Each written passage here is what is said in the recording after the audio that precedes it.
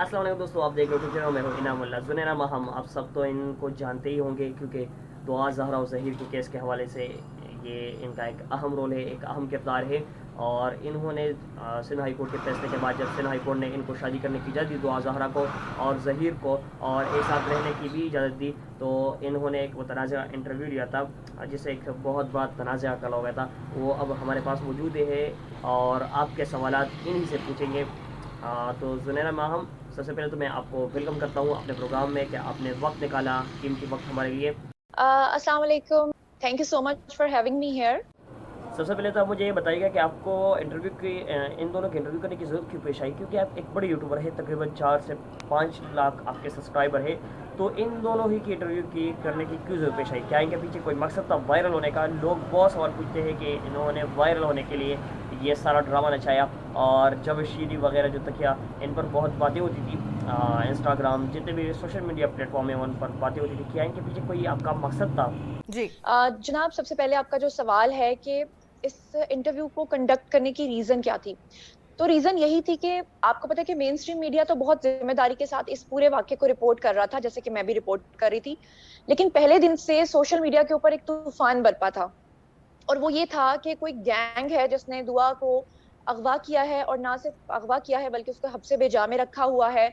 और ये कि जब हम लोगों ने मैंने अपने सोर्सेज से जब ये तमाम वीडियोस हासिल किए, जो उसके निकाह का वीडियो था सबसे पहले मेरे चैनल पर आया था, फिर उसके बाद मैंने उसकी बर्थडे का एक वीडियो जो था वो वायरल किया, लेकिन लोग इस बात को मानने को तैयार नहीं थे, क्योंकि दूसरी साइड से नैरेटिव इतना बिल्ड कर दिया गया था कि लोगों के जहन में आज भी ये बात है कि दुआ जहरा अपनी मर्जी से उसने शादी नहीं की, बल्कि उसके ऊपर जबरदस्ती की जा रही है, उसको जदोकोब करके रखा जा रहा है। यहाँ तक कि उसको कुछ ऐसे ना आकबत अंदेश लोग थे, कुछ ऐसे यूट्यूबर्स का को ये सेहरा जाता था जिन्होंने ये अफवाहें फैलाने में बहुत, जिसे कहते हैं ना कि वो पेश हम्म। पेश रहे। उन्होंने कहा कि दुआ जहरा को भैंसों वाले इंजेक्शन लगाए जा रहे हैं, जिससे सिर्फ हंसने के अलावा मेरे पास कोई और था नहीं चारा।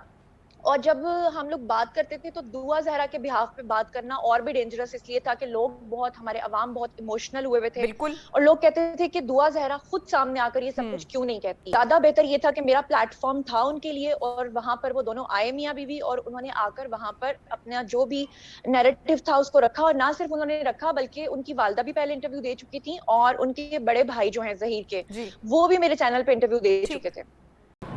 ठीक है। अच्छा ज़ुनैरा माहम, आपने गालिबन जिक्र किया कि आप इन दोनों से रब्ते में थी, ये बात सच है? जी जी बिल्कुल।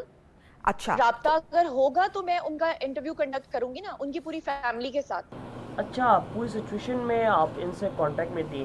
क्या पर्सनली आप इनको जाती हैं?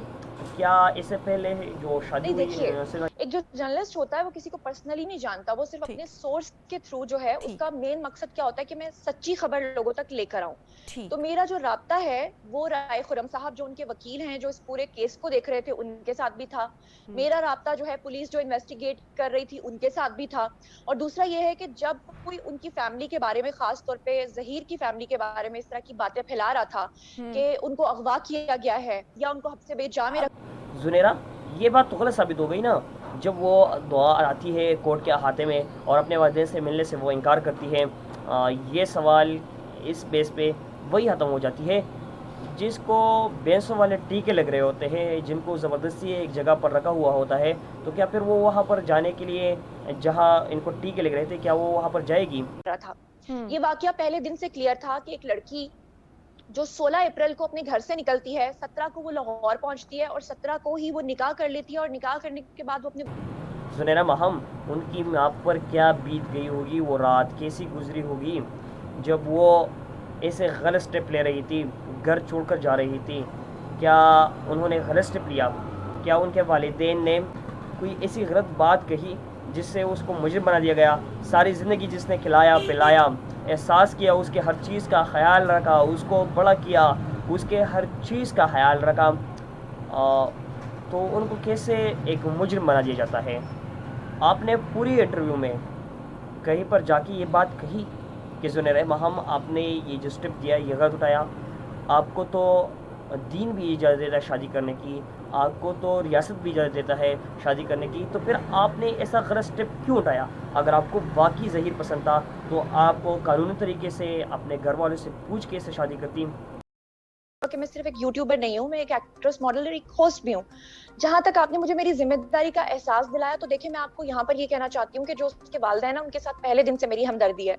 میں نے کبھی آج تک یہ نہیں کہا کہ دعا زہرا نے جو کیا وہ ٹھیک کیا, یا جو ظہیر کی فیملی نے کیا وہ ٹھیک کیا. لیکن اس کے ساتھ میں ایک چیز کلیریفائی کرنا چاہتی ہوں کہ میرا پہلے دن سے ایک نیریٹو تھا کہ جو اغوا کار گینگ کے طور پر ان کو ثابت کرنے کی کوشش کی گئی وہ غلط تھا. بہت شکریہ زنیرہ وہاں آپ نے ہمارے اپنا قیمتی وقت نکالا. امید کرتے ہیں ویوز آپ کو یہ ویڈیو پسند ہوگی. اپنا اور اپنے چینل کا ضرور خیال رکھیے گا. اگلی ویڈیو تک اللہ نگہبان.